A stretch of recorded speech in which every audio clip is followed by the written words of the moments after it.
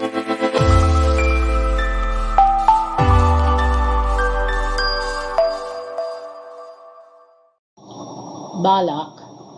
God's Trumpet Call Presents, 7th reading from the book of Numbers, 40th reading from Torah.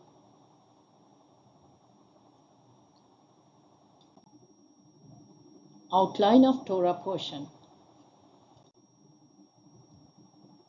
Balak fears advancing Israel. Numbers chapter 22 verse 2 to 12.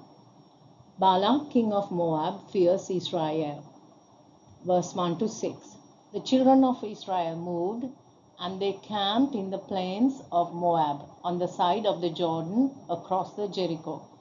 Balak was king over the Moabites. They descended from Abraham's nephew Lot.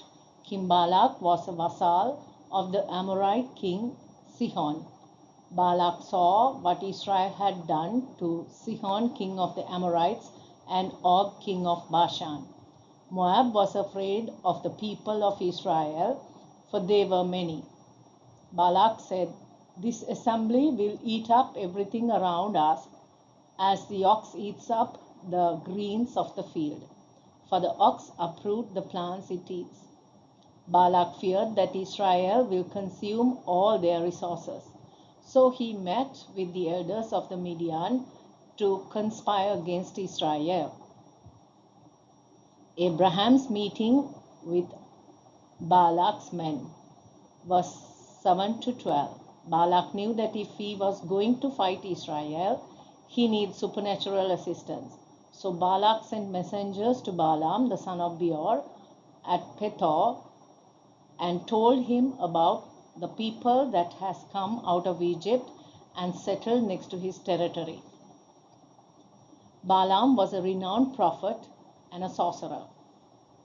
A cursory reading of the Balaam story might make a person think that Balaam was a person who knew the Lord, who talked to him, and one who is obedient to him. Because in the story we find Balaam blessing Israel and not cursing them. He appeared to be a God-fearing person, for he said, "Whatever the Lord speaks, that I must do." Numbers chapter 23, verse 26. But the description of Balaam we find in the traditional Judaism is very different. In fact, in Talmud, his weaknesses are discussed at length. Balaam and his acts made sages certain that he will not enter the world to come. Even the apostolic community had a low opinion of him. Yeshua HaMashiach taught that those who eat food sacrificed to idols and those who commit acts of sexual immorality as disciples of Balaam. Apostle Peter in 2 Peter chapter 2 verse 14 to 16 compares false prophets with men like Balaam. Book of Yeshua refers to him as a diviner, magician, one who reads omens and signs. Balaam was not a prophet of Adonai, but a sorcerer. Balak requested Balaam to come and curse the people of Israel, spiritually cripple them, so that he can defeat them in battle and drive the people out of the land.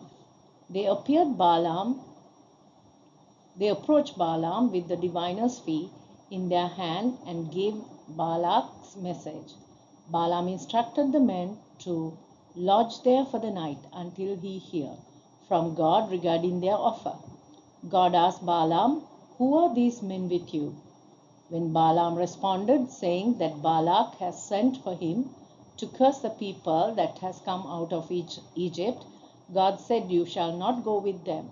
You shall not curse the people, for they are blessed." Balak sent messengers to Balaam. Numbers chapter 22 verse 13 to 20.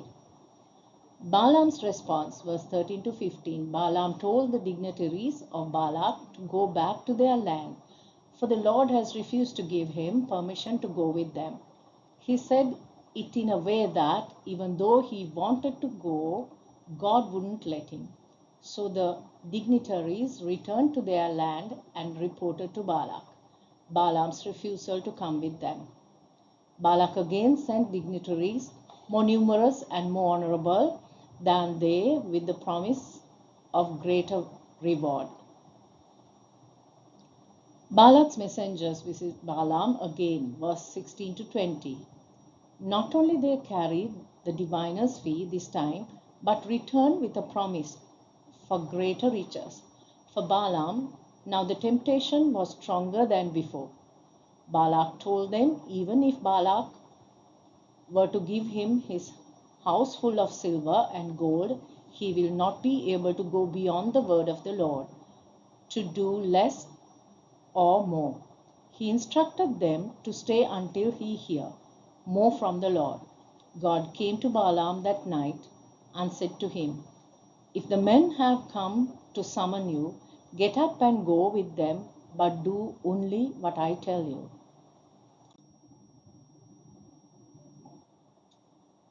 Balaam, the donkey and the angel. Numbers chapter 22, verse 21 to 38. Balaam begins his journey with Moabite dignitaries to meet Balak. Verse 21 to 22. The next morning Balaam got up, saddled his she-donkey, and went with the dignitaries of Moab to see Balak.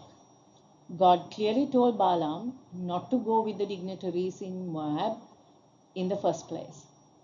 But Balaam rejected it.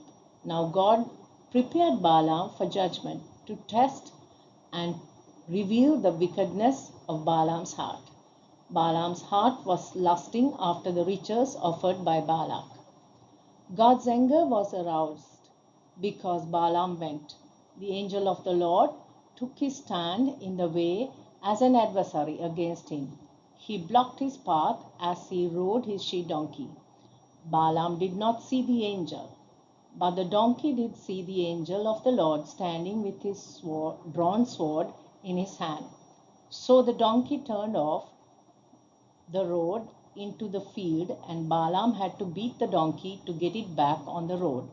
Again, the angel of the Lord stood on the road, where it became narrow among the vineyards and had stone walls on both sides. Seeing the angel, the donkey pushed up against the wall, and Balaam's foot was crushed against the wall. So he beat it again. Once again, the angel of the Lord moved and stood in a place so tight, and there was no room to turn either to right or left. When the donkey saw the angel of the Lord, it laid down under Balaam, which made Balaam angry, and hit the donkey with his stick. Adonai enabled the donkey to speak, and it said, "What have I done to you to make me beat me these 3 times?" Balaam said, "You abuse me, and if there is a sword in my hand, I would kill you."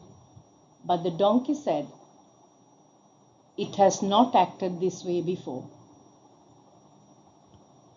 God opens the eyes of Balaam, verse 31 to 33.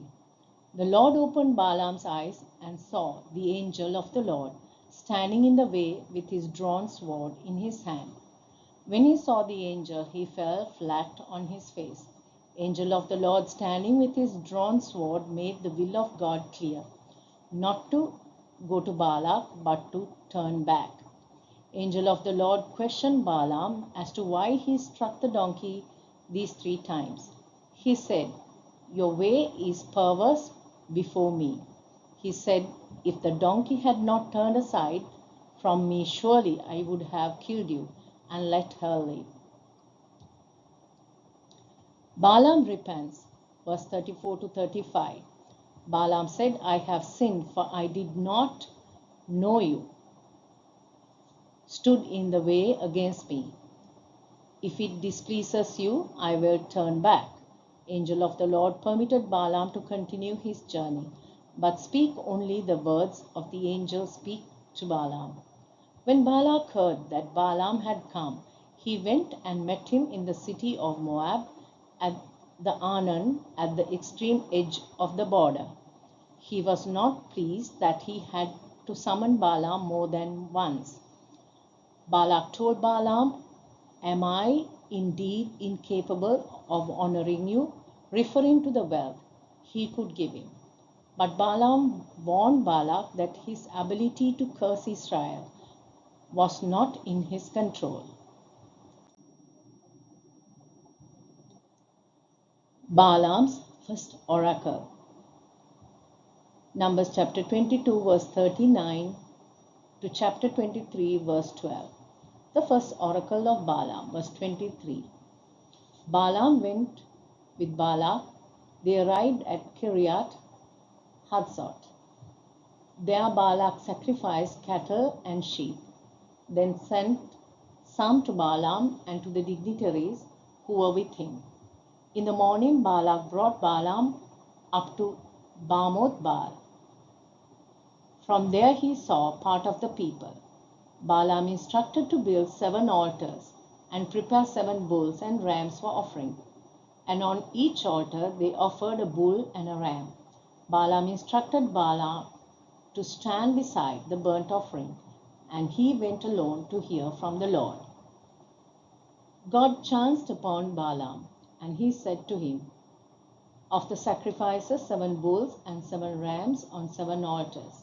God placed something into Balaam's mouth and asked to return to Balak. Balak was still standing beside his burnt offerings with his dignitaries. So Balak made his pronouncement. He said, how can I curse whom God has not cursed? And how can I invoke wrath if the Lord has not been angered? Balaam then gave the message of blessing that God gave him. Instead of cursing Balaam, totally blessed Israel. Balak was outraged that Balaam did not curse the children of Israel. Second oracle of Balaam, Numbers chapter 23, verse 13 to 26. Preparation of sacrifices, verse 13 to 17. Balak wanted to change the word Balaam spoke over Israel from a blessing to a curse. So he took him to Zophim, to the top of Pisgah. Again he built 7 altars and offered a bull and a ram on each altar. As in the first instance, Balaam instructed Balak to stand by his offering until he received a word from the Lord. The Lord met him and put a different message of blessing in his mouth, which he was to speak to Balak. When he heard the message, Balak was disappointed. Balak was disappointed and said, neither curse them at all, nor bless them at all. But Balaam insisted that all that the Lord speaks, that I must do. Third oracle of Balaam, Numbers chapter 23, verse 27 to chapter 24, verse 13. This is Balak's third attempt to get Balaam to curse Israel. He took Balaam to the top of the peor that overlooks the wasteland. Balaam told Balak to build again 7 altars and offer 7 bulls and 7 rams, a bull and a ram on every altar. Balak did as Balaam said and offered a bull and a ram on each altar.